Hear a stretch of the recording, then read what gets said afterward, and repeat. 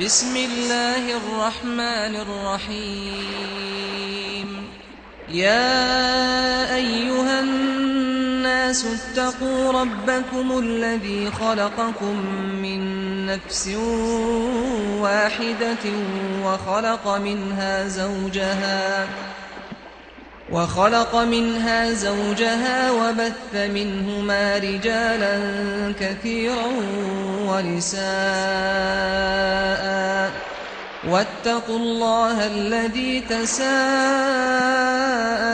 به والأرحام إن الله كان عليكم رقيبا بسم الله الرحمن الرحيم.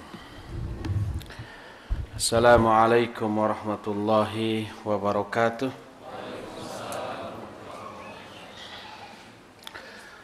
Alhamdulillahilladzi anzala sakinata fi qulubil mu'minin liyazdadu imanan ma'a imanihim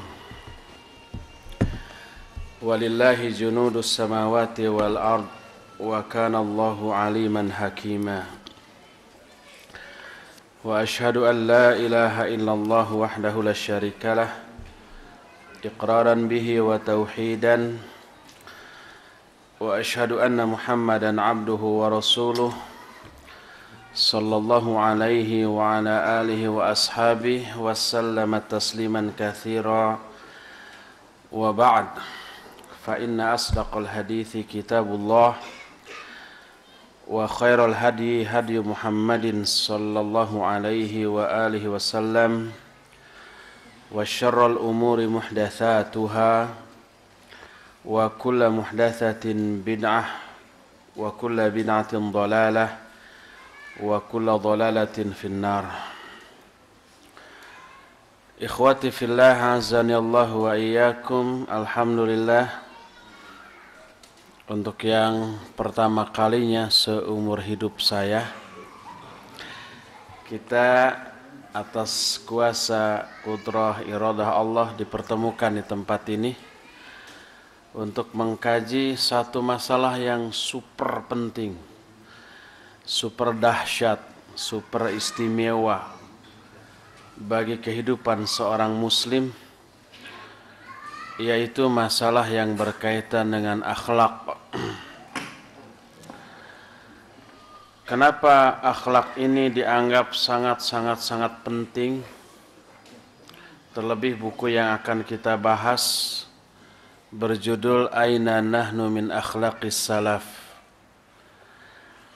Kalau diterjemahkan secara bebas, bagaimana sih perbandingan kita dengan akhlak kita dengan akhlak generasi as-salafus saleh? Akhlak ini dianggap sangat penting bagi kita karena di dalamnya terkandung seabrek keistimewaan dan keuntungan bagi para pemilik akhlak yang mulia ini. Sebaliknya, apabila akhlak yang dimiliki oleh seseorang itu merupakan akhlak yang buruk, maka kehancuran dan kebinasaanlah yang akan mereka alami, yang akan mereka rasakan. Dan ketika akhlak ini dijadikan sebagai bekal untuk berinteraksi dengan sesama manusia, apapun bentuk interaksinya itu, baik itu dakwah, mendidik orang, ataupun bermuamalah dengan sesama manusia, dan dibekali dengan akhlak yang mulia, maka hasilnya akan super dahsyat. Pasti akan menghasilkan kebaikan yang berlimpah. Dan sebaliknya, apabila interaksi kita dengan orang lain dibekali atau dibarengi dengan keburukan akhlak, maka pasti hasilnya pun akan sangat buruk. Saking pentingnya akhlak ini, sampai-sampai Rasul sallallahu alaihi wasallam pun berdoa kepada Allah agar akhlak dirinya dibaikkan oleh Allah, dimuliakan oleh Allah. Coba umpamanya lihat doa yang kita selalu baca ketika kita bercermin. Dan itu diajarkan oleh Rasul sallallahu alaihi wasallam. Beliau membaca doa ini. Nabi SAW ketika bercermin menyatakan, Allahumma kama hasanta khalqi fahassin khuluqi. Ya Allah, sebagaimana engkau telah baguskan bentuk tubuh luarku, maka baguskan pula akhlakku.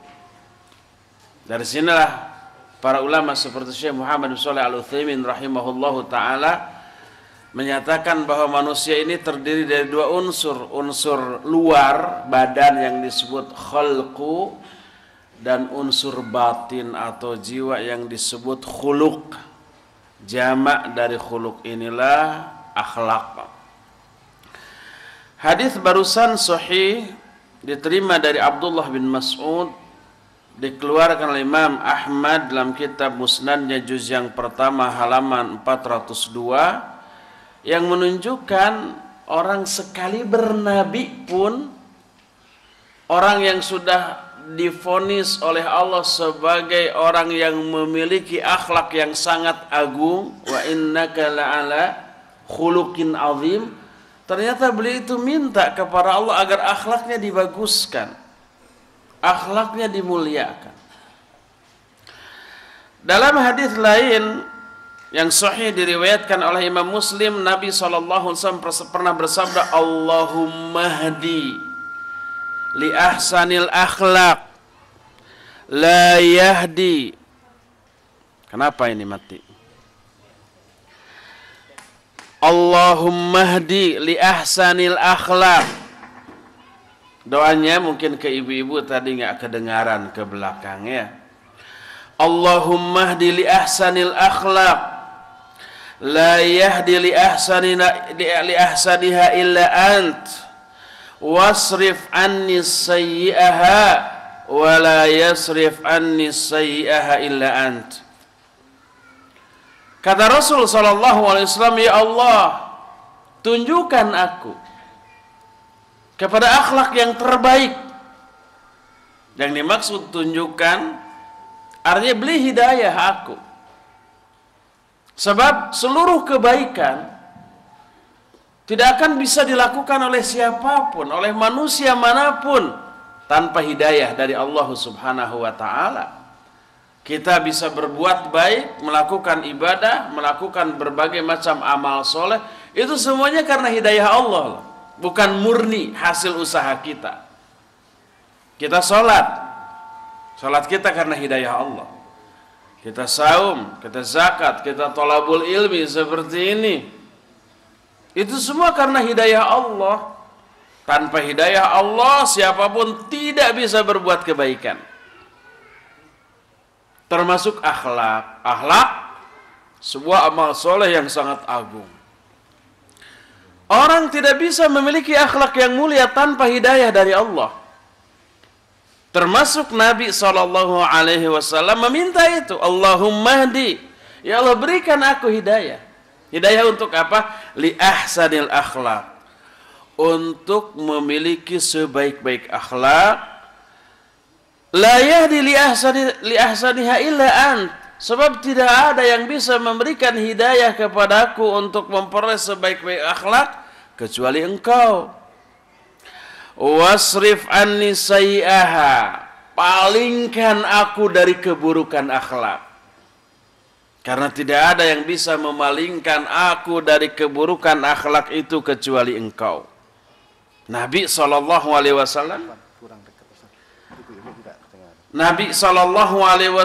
meminta kepada Allah Subhanahu wa ta'ala, menunjukkan sangat-sangat pentingnya akhlak dalam kehidupan seorang muslim, sampai-sampai Nabi SAW berdoa kepada Allah dengan doa minta dibaguskan akhlaknya. Sebaliknya tadi sudah ada kalimat yang berisi permintaan kepada Allah agar dijauhkan, dipalingkan dari keburukan akhlak. Selain itu, Nabi SAW pun berlindung kepada Allah dari keburukan-keburukan akhlak, menunjukkan keburukan akhlak itu membahayakan siapapun yang memilikinya. Dalam salah satu hadis ini sahih diriwayatkan oleh Imam At-Tirmidzi, juga oleh Imam At-Tabrani dalam kitab Al-Kabir. Beliau menyatakan, Allahumma inni a'udzubika min munkaratil akhlaq wal a'mal wal ahwa wal adwa. Ya Allah, sesungguhnya aku berlindung kepada Engkau dari akhlak-akhlak yang mungkar, dari amal-amal yang mungkar, dari hawa nafsu, dan dari penyakit-penyakit. Timbul pertanyaan, sehebat, seistimewa, semenguntungkan apa sih akhlak yang baik, dan sebahaya apa akhlak yang buruk tersebut bagi diri kita, sampai-sampai Nabi SAW minta kepada Allah agar akhlaknya dibaguskan, dimuliakan, dan berlindung kepada Allah dari akhlak-akhlak yang mungkar.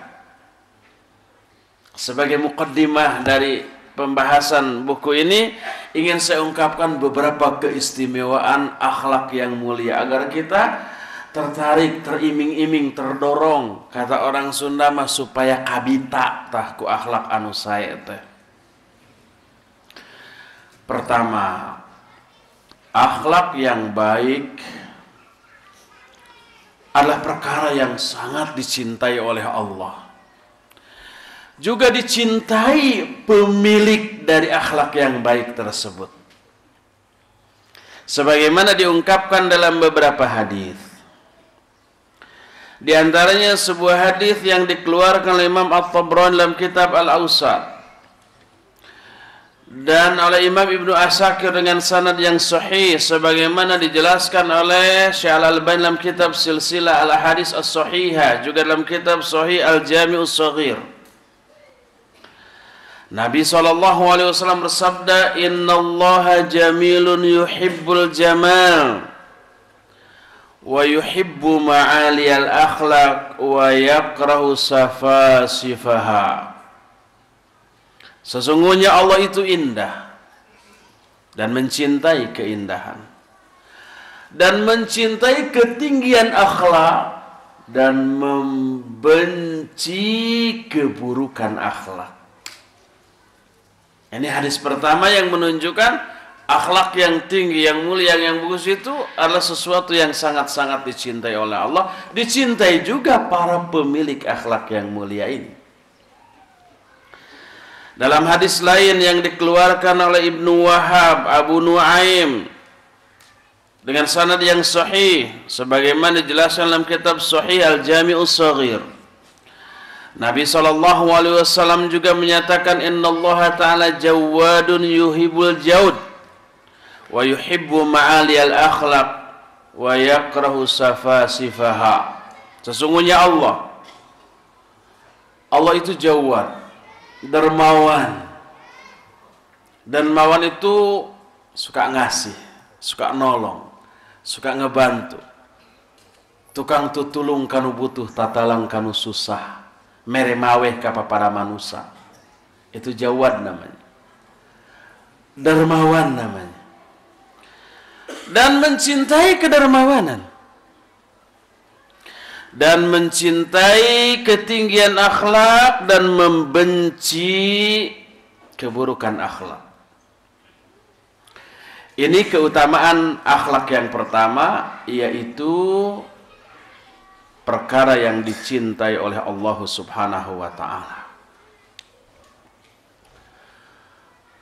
Kedua, kemuliaan akhlak merupakan bukti cinta seseorang kepada Allah dan Rasul-Nya. Siapa orang yang mengaku dia mencintai Allah, mencintai Rasul-Nya, buktikan dengan kemuliaan akhlak. Kalau ada orang yang mengaku cinta kepada Allah, cinta kepada Rasul, tapi akhlaknya bejat, gombal tuh pengakuannya, bohong. Dijelaskan dalam salah satu hadis yang diterima dari Abdurrahman bin Al-Harith radhiyallahu an. Kunna 'inda Nabi sallallahu alaihi wa alihi wasallam fada'a bi tahurin faghammasa yadahu fatawadda'a fatataba'nahu fahasawnahu faqala an-nabiyullah sallallahu alaihi wasallam ma hamalakum ala ma fa'altum